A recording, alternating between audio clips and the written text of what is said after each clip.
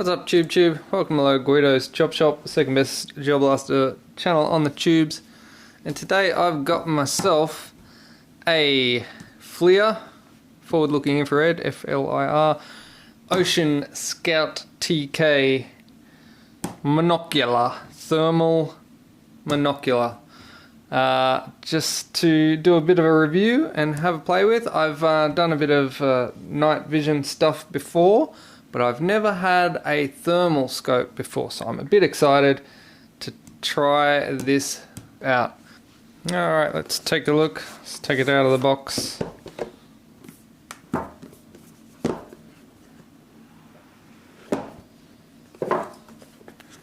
There it is.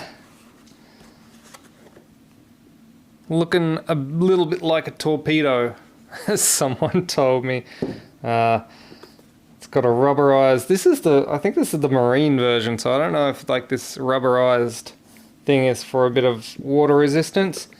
And then down inside the box we have quick start guide and a lanyard and a USB cable. The USB cable, of course, plugs in here for charging the battery, and also because you can record images on this and then play them back later. Quick start guide, some information, not a whole lot there, but it's a pretty simple to operate device. It's got the power button here.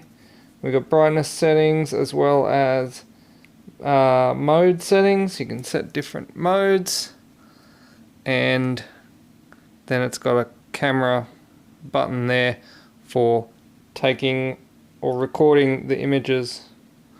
The lens here with a lens cover, and there's your eyepiece on the end there. It's got a little separate focal knob here for the eyepiece, so you can bring that to focus for your particular eye.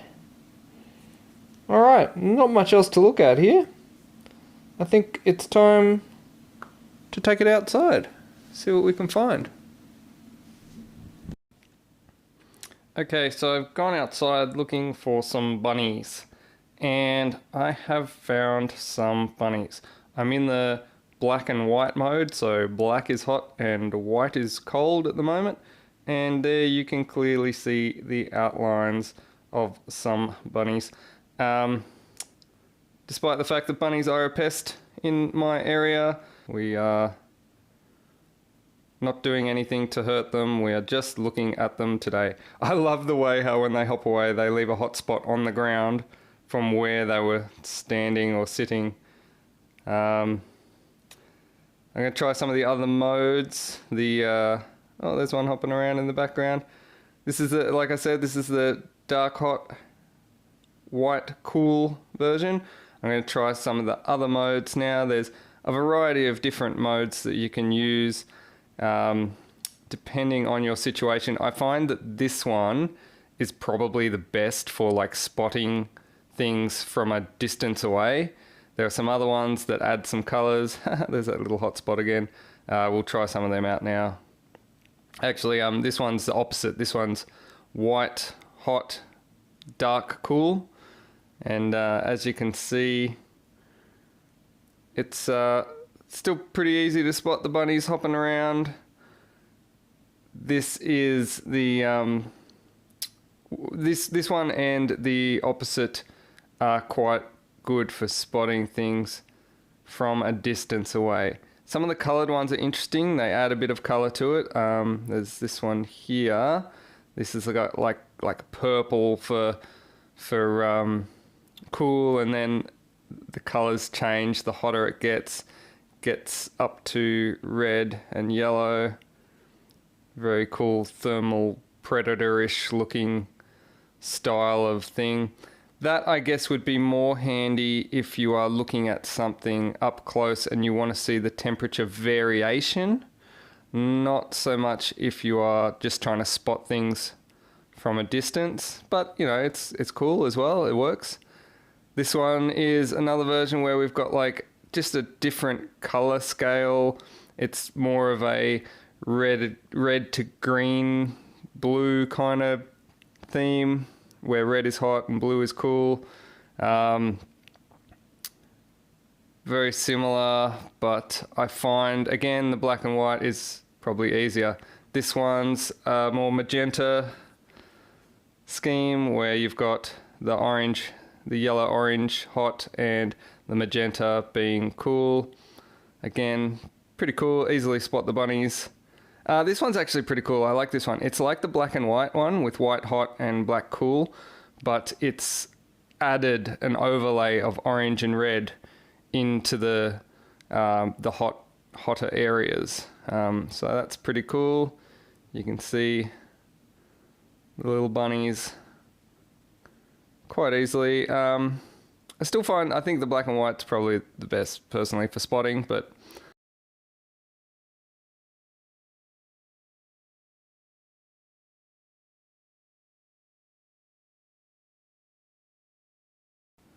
similar sort of thing here, but I think it's just a slightly different gradient. There's about 6 or 7 different settings, and they each have a name. There's the obvious ones like white hot, black hot. Then there's Insta Alert, which is the one that puts a bit of red on there. Graded Fire 2, Iron, Lava, Rain, Color Wheel. They all have their own little names. Back in the workshop now. As you can see, I've got the USB plugged in and it's charging, and there is a little red light here to indicate such that it is charging. You can see it on there. Now that red light actually does come on whenever the unit is on. So if you're trying to be stealthy at night, you might want to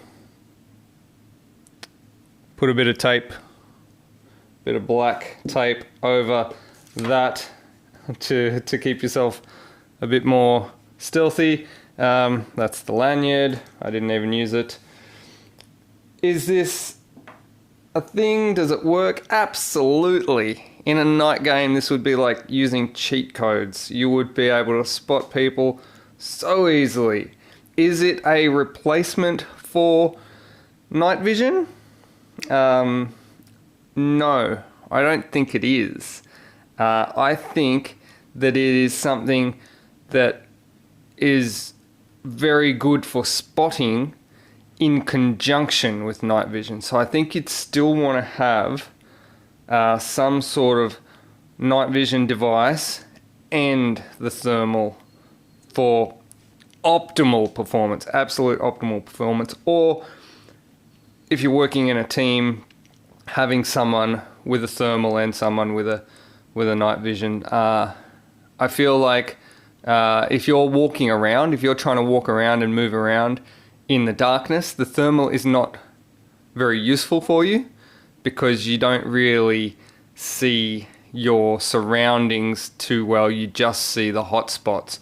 Whereas with the night vision, it kind of lights up the whole area. So you can move around with the night vision easy, but you can spot hot spots really, really easy with the thermal. So I think perfect world, you'd need both systems to be fully optimal, you know, like. But if you were going to choose one or the other, you'd have to decide whether you're going to be using it for just moving around in the darkness, being able to see where you're going, or for spotting hot spots in the distance that you want to know about.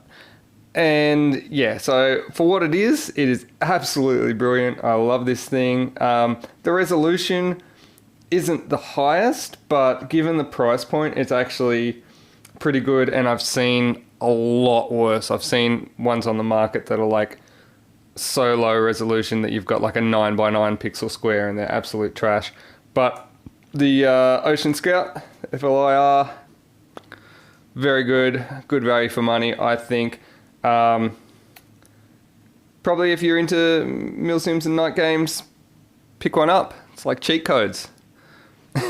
Anyway, that's all from me for today. Thanks for watching. Don't forget to subscribe, and if you're wanting to support my channel, you can do so by buying a patch or by buying me a coffee in the link below.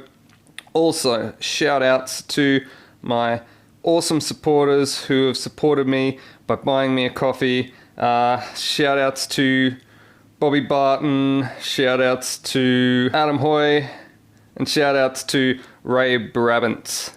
Thank you very much, guys. Thanks for watching. See you next time. Peace.